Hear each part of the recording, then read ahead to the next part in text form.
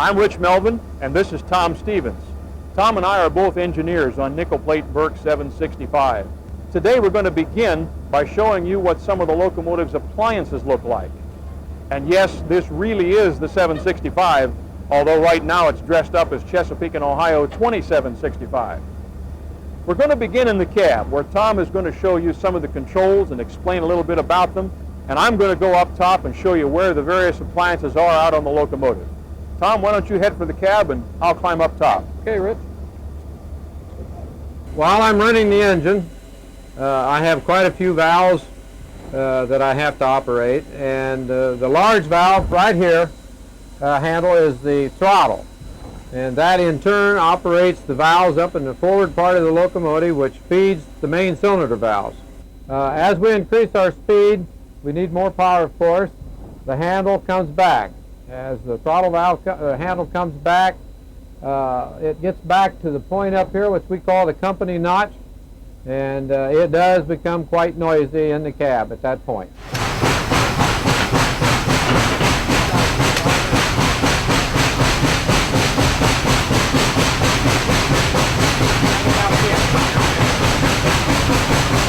The 765 has an American multiple valve throttle. That kind of throttle is also sometimes called a front-end throttle. It's called that because the throttle itself is located here at the front of the engine underneath this cover right here, as opposed to a dome throttle, which is a single large valve contained within the steam dome.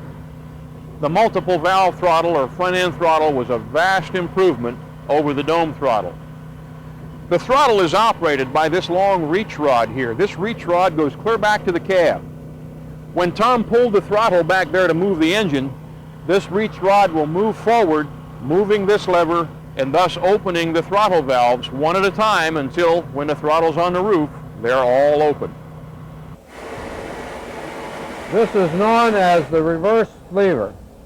Take it forward to go forward, and you bring it backward to go backwards. As you move down the railroad with your throttle, this works in conjunction with the throttle to control the opening and closing of the valves, the length of the stroke. This gives you more speed and more power. The lever in the cab is connected to the Alco power reverse out here under the running board on the engineer's side. Now, by looking at the valve gear, you can sort of tell what position the valve gear is in, because if the engine is in full forward gear, this lever here will be tilted forward. And if the engine is in reverse, this lever will be tilted backwards like this.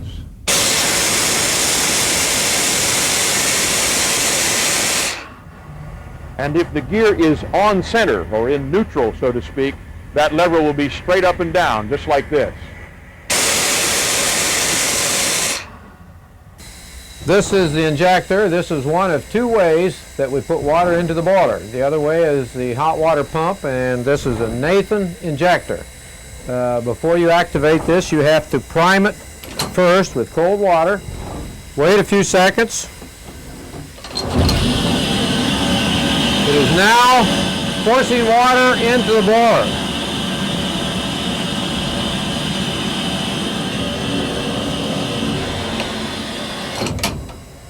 The injector itself is actually right under the cab, under the engineer.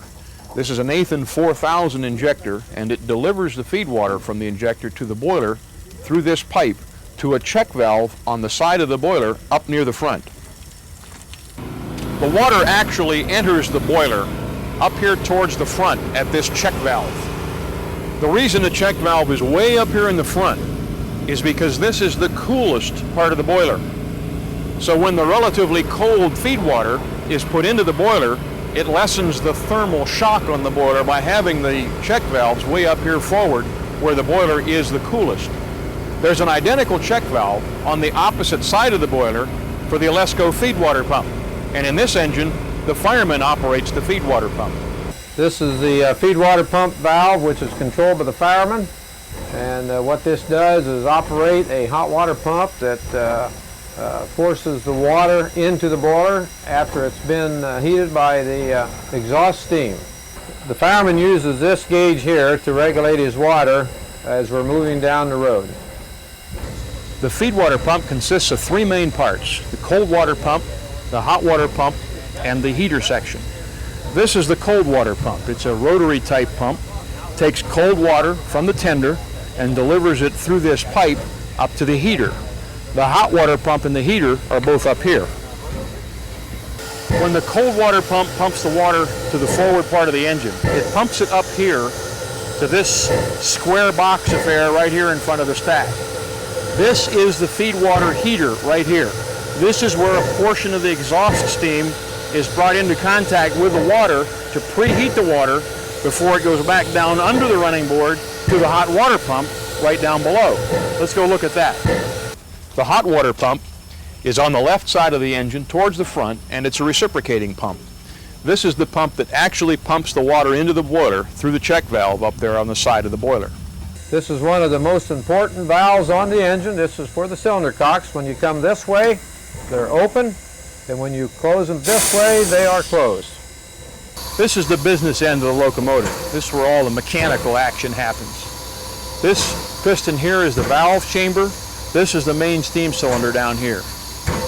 The steam enters the valves from the throttle passages down through that big pipe, through the valves, and into the cylinders where the pistons push on the rods to turn the wheels. Down at the bottom of the cylinder is the cylinder cocks.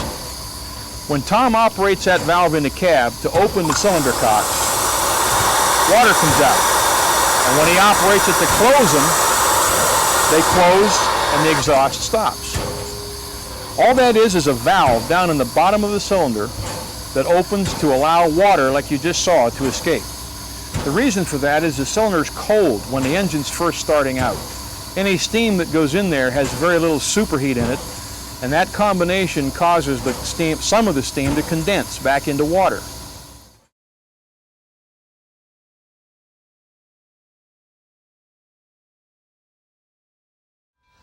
At departure time, Rich keeps the cylinder cocks open as the engine begins to move. This is done because the cylinders are cold and may contain lots of water. The open cocks allow any water in the cylinders to escape. This is extremely important because, unlike steam, water will not compress. If there's too much water in the cylinder as the piston reaches the end of its stroke, it can blow out a cylinder head or even bend a rod.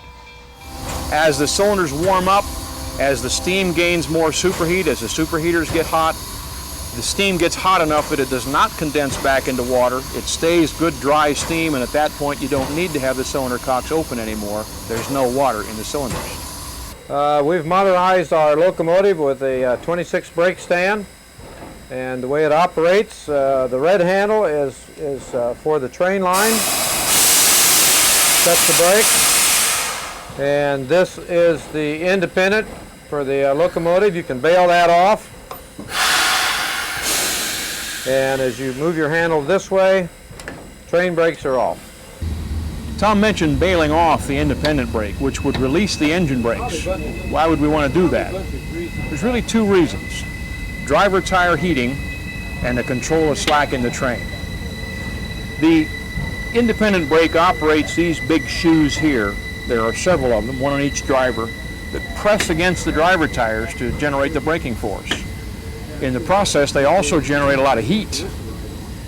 Excessive use of the independent brake on a steam locomotive can cause the driver tires to heat so much that they will expand, get loose, and could come off. And of course, that would be a disaster. The other more common reason for bailing off the independent brake is for the control of slack in the train.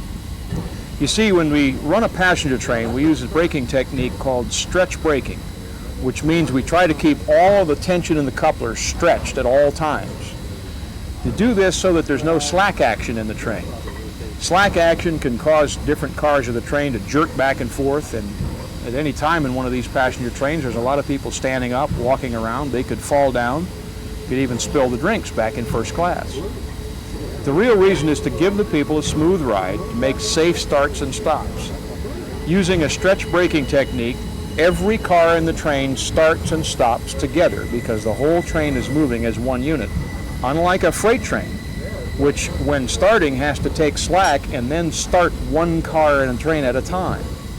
Freight trains typically don't use stretch braking for several reasons. It causes too much wheel heating using the train brakes excessively, wastes a lot of fuel, and most importantly, stretch braking really is ineffective on a truly long freight train. Some of the slack is going to get bunched no matter how hard you try to pull on a 150-car train.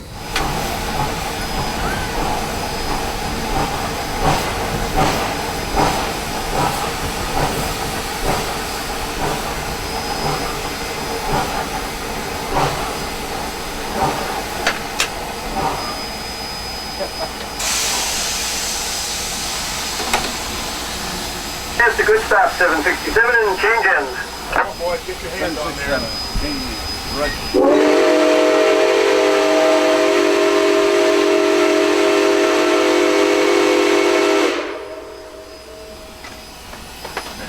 Doug, we're gonna have to wait on the change end. Yeah, I know. I'm just telling you we're gonna.